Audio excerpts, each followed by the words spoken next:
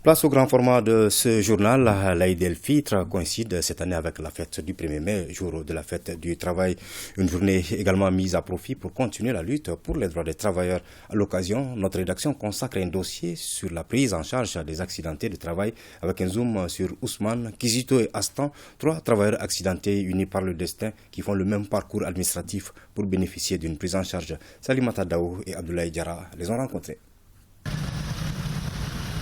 Se nourrir et se mettre à l'abri du besoin, voici les principales raisons qui incitent l'homme à travailler. Malheureusement, pour certaines personnes, la vie professionnelle peut brusquement être affectée par un accident, mettant ces travailleurs dans des situations de vie souvent difficiles. Si l'incident est considéré comme étant un accident de travail, la victime bénéficie d'une prise en charge.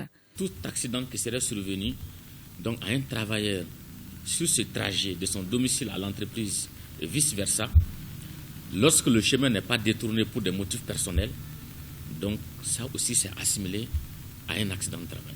C'est aussi l'accident survenu au travailleur lorsqu'il est en mission.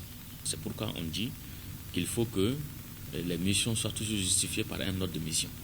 Selon Dr Koulibaly, en 2021, 255 cas d'accidents de travail ont été enregistrés au Mali, dont 3 décès.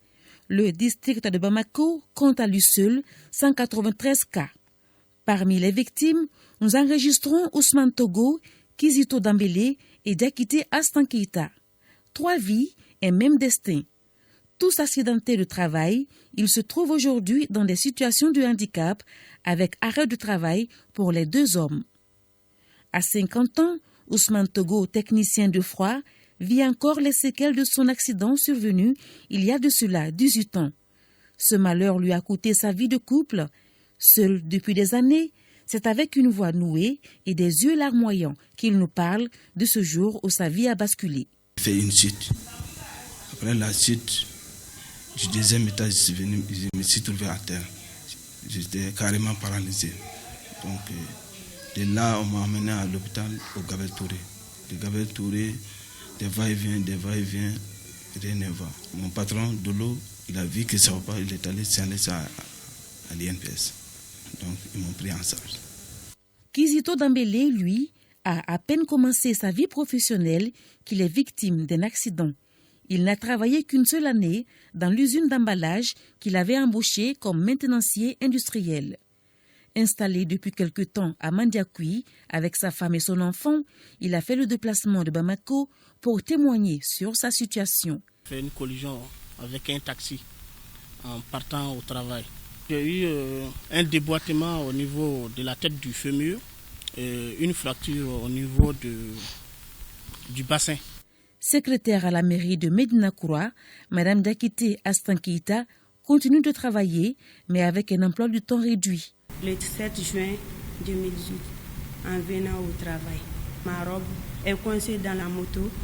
Je suis tombée, donc c'est pour ça que j'ai eu cette maladie. C'était une luxation, mais c'était compliqué. Je ne peux pas attendre, je ne peux pas lever trop. Et puis ici aussi, ça me fait trop mal. Je ne peux pas lever mes habits, ni les habits de mes enfants, ni mon mari. Même je ne peux pas nettoyer mes pieds. Que dit le Code du travail lorsqu'un travailleur est victime d'un accident de travail? Le Code du travail du Mali stipule en son article L176 que l'employeur est tenu d'aviser l'inspecteur du travail dans un délai de 48 heures de tout accident de travail survenu ou toute maladie professionnelle constatée dans l'entreprise. Pour nos 3 accidentés de travail, la procédure a été lancée à temps, ce qui leur a permis d'être pris en charge rapidement.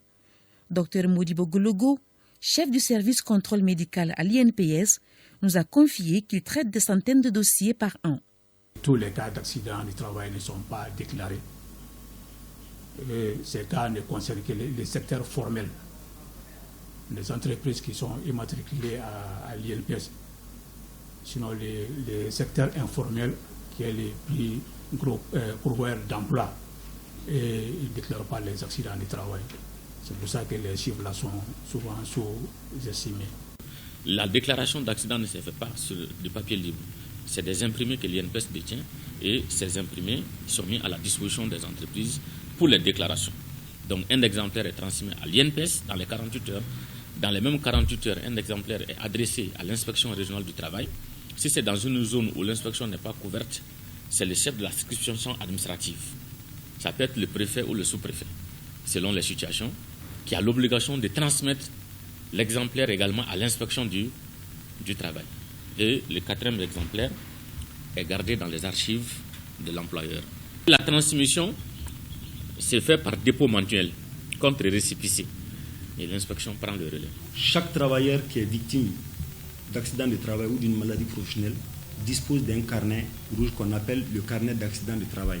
Et ce carnet, chaque fois que la victime vient pour des consultations, le médecin traitant mentionne certaines choses là-dessus.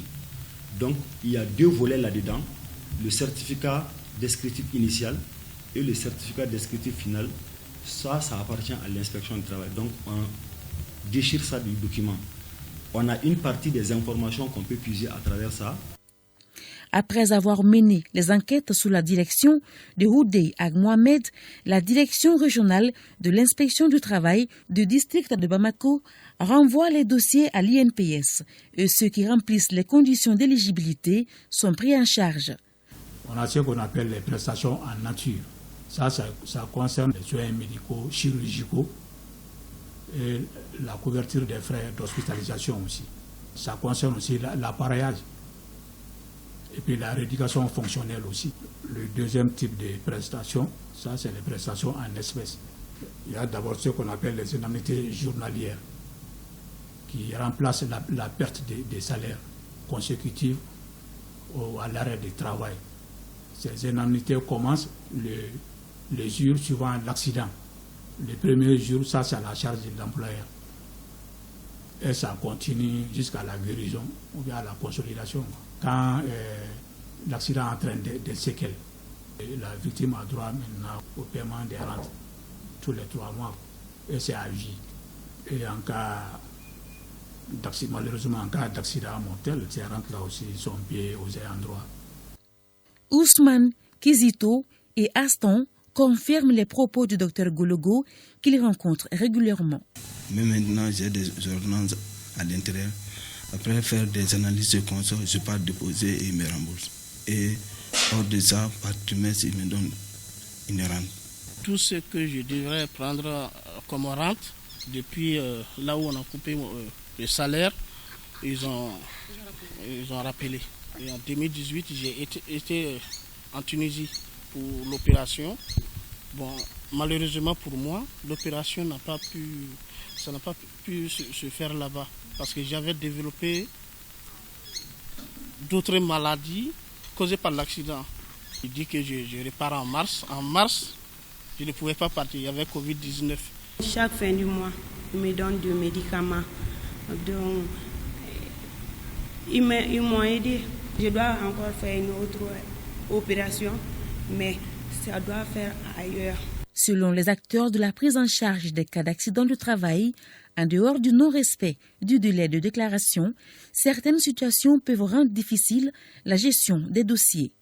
Lorsqu'il y a par exemple des accidents de trajet, on a besoin par exemple du PV de la gendarmerie ou de la police. Dans presque 99% des cas que nous avons, ces PV ne sont pas disponibles.